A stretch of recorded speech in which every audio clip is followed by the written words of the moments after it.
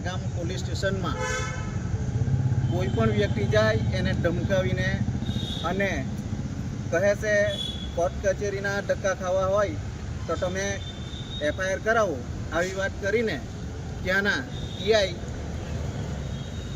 મોકલી આપે.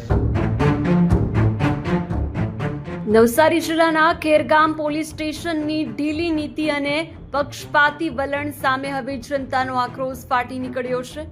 પલક પટેલના કથિત આત્મહત્યા કેસમાં કાર્યવાહી ન થવી, મિલકત પચાવી પાડવી અને વ્યાજખોરી જેવી ગંભીર ફરિયાદો છતાં પોલીસ દ્વારા ફરિયાદીઓને જ ધમકાવવામાં આવતા હોવાના આક્ષેપો સાથે મોટી સંખ્યામાં લોકોએ નવસારી એસપી રાહુલ પટેલને રજૂઆત કરી ન્યાયની માંગ કરી છે. ખેરગામ પંથકના લોકોની વેદના હવે સીમા વટાવી ચૂકી છે. રૂમલા ગામની દીકરી પલક પટેલની આત્મહત્યાના મામલે મહિનાઓ વીતવા છતાં વગદાર લોકો સામે કોઈ કાર્યવાહી ન થતા પોલીસની ભૂમિકા શંકાના દાયરામાં છે. તો બીજી તરફ વૈભવ વાઘિયા અને વર્ષાબેન જેવા અનેક પીડિતોએ આક્ષેપ કર્યા છે કે ખેરગામ પોલીસના જમાદાર અને પીઆઈ પીનલ મેડમ ફરિયાદીઓને જ ડરાવી ધમકાવી રહ્યા છે. સામાજિક આગેવાન વિજય ઉચકટારે પોલીસ પર બેવડા ધોરણો રાખવાનો આક્ષેપ કરતા જણાવ્યું છે કે નિર્દોષો સામે તાત્કાલિક એફઆઈઆર થાય છે, પણ ગરીબ પીડિતોના આંસુ પોલીસને દેખાતા નથી. આ મામલે એસપી રાહુલ પટેલને આવેદનપત્ર પાઠવીને તાત્કાલિક પગલાં લેવા માટે માંગ કરવામાં આવી છે.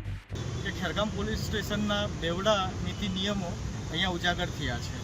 એક ખેરગામના એક પ્રતિષ્ઠિત જે તબીબ છે એમના પર છે કે જ્યારે એફઆઈઆર થયો હતો એ એફઆઈઆર છે તો એક જ કલાકમાં વગર તપાસે થઈ ગયો ને આના અંદર છે તો એક છોકરી જે છે તો આવીને કહી રહી છે, નિવેદન એણે આપ્યું છે, નિવેદન આપ્યા છતાં 1 મહિનો થઈ ગયો છે અને 1 મહિનો થયા છતાં પણ હજુ સુધી કાર્યવાહીના નામ પર તપાસ જ ચાલુ છે.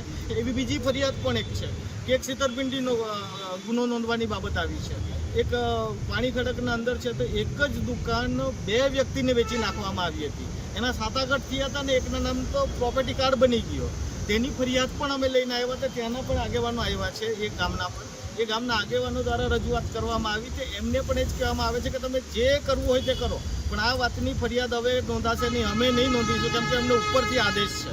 હવે ઉપરથી કોનો આદેશ છે એ આદેશ જાણવા માટે જ અમે એસપી સાહેબને મળવા આવ્યા હતા કે સાહેબ તમે આદેશ આપ્યો હોય તો આવો આદેશ તમે કેવી રીતના કરી શકો.